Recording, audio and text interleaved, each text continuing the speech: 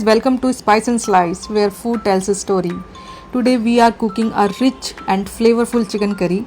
Simple to make, full of aroma and so good that everyone will ask. So stay with me because this curry is all about comfort and flavor. For marination we start by washing the chicken really well. Clean chicken, happy curry, always remember that. Now into the bowl goes salt, Kashmiri red chili powder for color, coriander powder, a little garam masala and fresh curd. Mix everything nicely until each piece of chicken is coated with flavor. Cover it and let it rest for 30 minutes because when chicken rests, the taste gets serious. Now let's turn on the flame and place a kadai on the stove. Add mustard oil and let it heat well.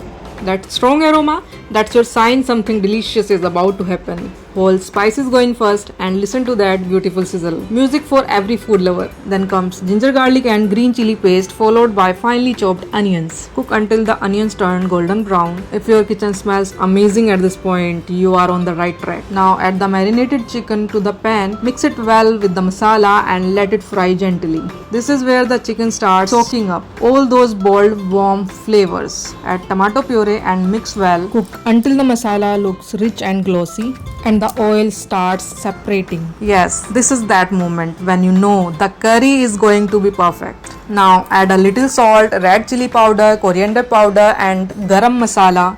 Cover the pan and let the spices cook peacefully for the few minutes. Good curry never likes to be rushed. Add water according to the gravy you like, thick, medium or slightly thin. Cover and let the chicken cook until it's tender, juicy and full of flavor. And just like that, our home style chicken curry is ready. Serve it hot with roti or rice and trust me guys, it won't stay on the plate for long. If you enjoyed watching this recipe, please like, share and subscribe to Spice and Slice. Now tell me in the comments team rice or team roti. I'll see you in the next delicious story. Until then, happy cooking.